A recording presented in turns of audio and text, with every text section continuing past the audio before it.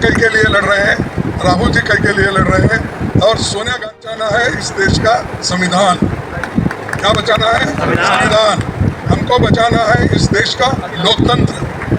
अगर लोकतंत्र और संविधान बचेंगे तभी आपके मुंह से बात निकलेंगे। हमारा मुद्दा है कि हम 100% आरक्षण हो, एक परिवार में एक रोजगार की सुनिश्चितता हो, और साथ ही साथ किसान और मजदूर इस देश में भूखा है, जो देश में काम कर रहा है वही भूखा है। उन लोगों के लिए जो है हम काम करते करते पिछले 28 साल से 3 बार सत्ता छोड़ चुके हैं। की बात थी ये राहुल जी ने उठाई है, और इस बात को लेकर के जब सबका हिस्सा संख्या मुताबिक मिलेगा, 50% का बैरिकेड भी हटाएंगे, आरक्षण संख्या मुताबिक किया जाएगा, तो सभी ने एक ही बात, पूरे देश भर के जो राजनीतिक दल थे सभी ने एक मत और एक मंच पे आकर के इंडिया गठबंधन को समर्थन करने का जो प्रण लिया है, ये एक बहुत बड़ा बदलाव का संकेत है। कांग्रेस की आलाकमान माननीय मल्लिकार्जुन खड़गे जी से और कांग्रेस महासचिव वेणुगोपाल जी से और मंचासीन सभी हमारे साथीगण और इस सभागार में बैठे हुए जो मेरे साथ आज यहाँ 66 पार्टियों के 2-4 के समर्थन लेटर और बाकी का सभी का यहाँ मौजूद होना, ये एक बहुत बड़ी हमारी जिम्मेवारी लेने के लिए हम कांग्रेस के साथ जुड़ने के लिए आए हैं। ये लड़ाई जो है सिर्फ कांग्रेस पार्टी की नहीं है या कांग्रेस के लिए लड़ने का नहीं है। कांग्रेस तो 139 वर्ष से जिंदा है, उसको मारने की कोशिश तो हो रही है, लेकिन वो मरेगा नहीं और बढ़ेगा। और हम कई के लिए लड़ रहे हैं, राहुल जी कई के लिए लड़ रहे हैं, और सोनिया गांधी जी उनकी हेल्थ खराब होने से भी वो कहीं भी जाने के लिए एक आधा मीटिंग में वो भी तैयार होती है।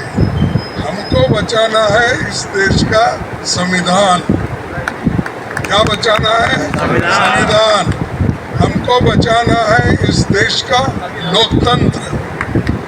अगर लोकतंत्र और संविधान बचेंगे तभी आपके मुंह से बात निकलेंगे, नहीं तो कोई बात नहीं करेगा।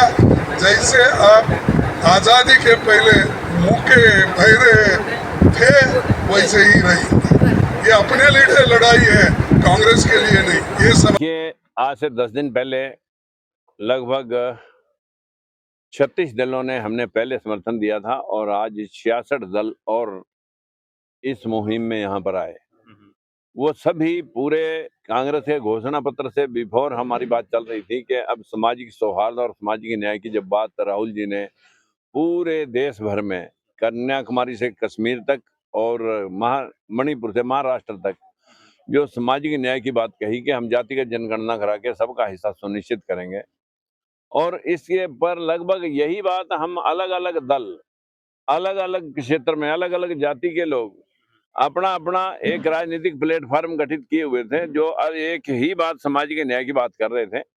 तो अलग अलग मंचों से पाखंडियों को हराना संभव नहीं था, और अब जो देश के अंदर नफरत, धर्म और जाति की राजनीति ने इतना बड़ा संकट खड़ा कर दिया, तो इसी बात को लेकर के मोदी जी सुप्रीम कोर्ट में हल्फनामा देकर के जो आए कि मैं जातिगत जनगणना नहीं कराऊंगा, उनको ये भय है कि लोगों को पता लग जाएगा इनकी संख्या कितनी और इनके पास हिस्सा कितना है।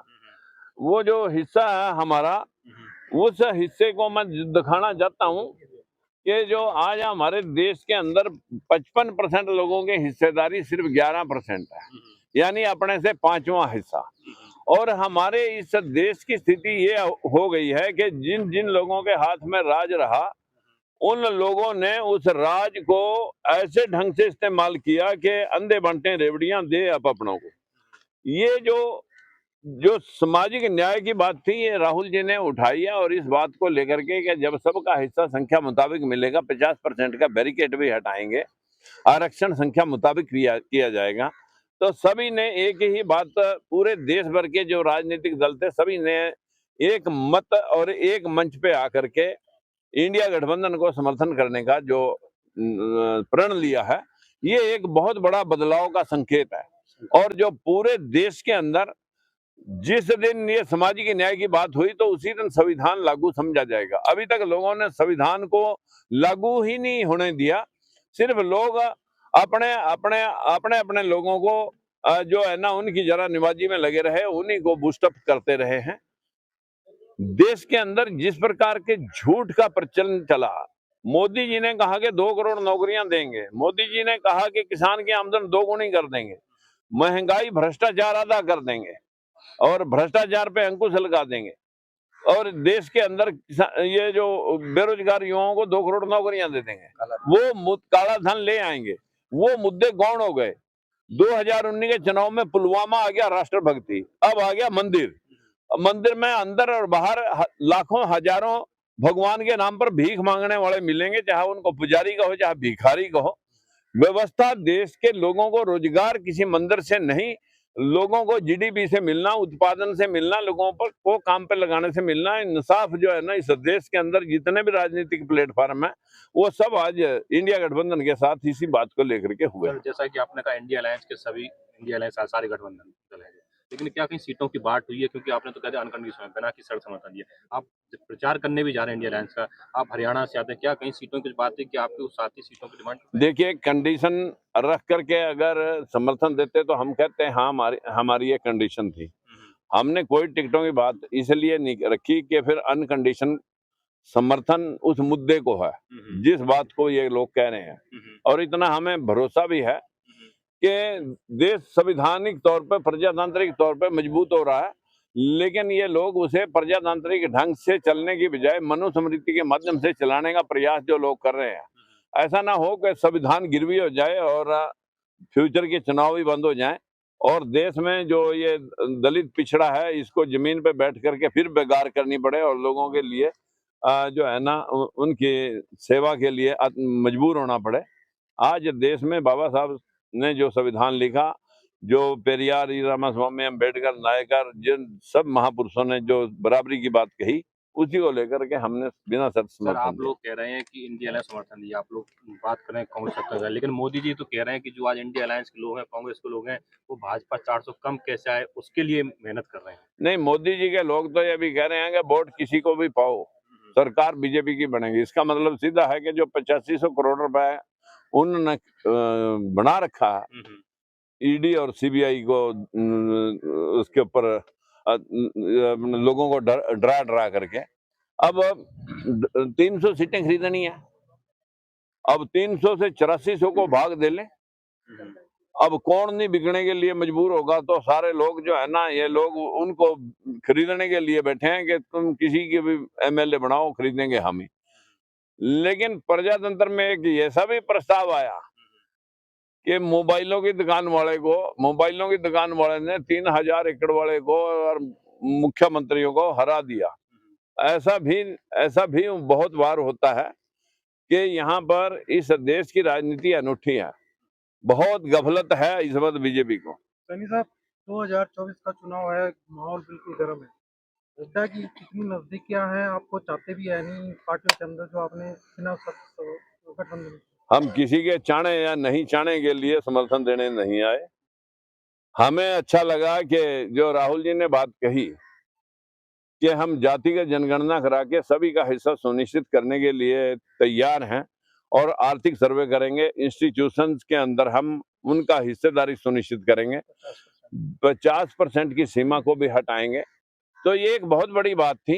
ये एक मूल रूप से देश में बराबरी समन्वय को स्थापित करने का जो उनका वचन है और उसी के मुताबिक उन्होंने घोषणा पत्र भी जारी किया है, इस बात को लेकर के हम समर्थन देने आए। सर, राहुल गांधी ओबीसी की बात कर रहे हैं, 2014 में मोदी जी ने भी ओबीसी की बात की थी। आपको क्या लगता है कि इस वक्त जो कांग्रेस के साथ आपका समर्थन है, तो आपको लोकसभा की सीटें कहां तक आपको सुनिश्चित करने को मिलेगी? देखिए, सीटें तो जो है अब इन लोगों ने सोचनी है कि किसको कितनी देनी है, ये तो इनका काम है। हम तो समर्थन देने आए हैं, हम कोई सीट मांगने के लिए तो आए नहीं। लेकिन ये बात जरूर है कि लोग एक्सपेक्ट करते हैं और जहां कोई लड़ने के काबिल होगा ये देख लेंगे। विधानसभा के लिए क्या रणनीति रहेगी सर? विधानसभाएं बहुत सारी, दिल्ली में भी नजदीक में विधानसभा, हरियाणा में भी है और कई स्टेटों में और बिहार में भी है। अगले साल भी चुनाव हैं, 2027 में भी चुनाव हैं। तो हमें लगता है कि अगली रणनीति के तहत ही ये सभी लोग इस बात को ध्यान में रखते हुए आए हैं कि भी हम लोकसभा की बजाय विधानसभाओं में हमारी अनदेखी ना हो। सर, जैसा कि आपने कहते हैं कि एक परिवार एक रोजगार की बात करते हैं, लेकिन अभी कुछ समय पहले कांग्रेस में वीर सिंह चौधरी की ज्वाइनिंग हुई थी, तो वो कह रहे थे वहाँ मंच पे बैठे-बैठे कि ये मेरे मामा का लड़का है, ये मेरे फूफा का लड़का है, और एक ही परिवार के लोगों को बता रहे थे, तो इससे आप कितना देखिए भाई, मैं अब किसी के ऊपर इस बात का कटाक्ष करने के लिए जो इसके ऊपर ज़्यादा ध्यान ना दे करके इतने बात कहूँगा कि हमने कांग्रेस को समर्थन देने की बात कही। ये हमारा मुद्दा है कि हम 100% आरक्षण हो, एक परिवार में एक रोजगार की सुनिश्चितता हो, और साथ ही साथ किसान और मजदूर इस देश में भूखा है, जो देश में काम कर रहा है वही भूखा है। उन लोगों के लिए जो है हम काम करते करते पिछले 28 साल से 3 बार सत्ता छोड़ चुके हैं। सत्ता की भूख हमारा विषय नहीं है, सामाजिक समन्वय हमारा विषय है। इसके लिए हम पूरा प्रयास अपडेट पाने के लिए हमारे चैनल क्लाउड न्यूज को अभी लाइक करें, सब्सक्राइब करें और बेल आइकन दबाना बिल्कुल ना भूलें।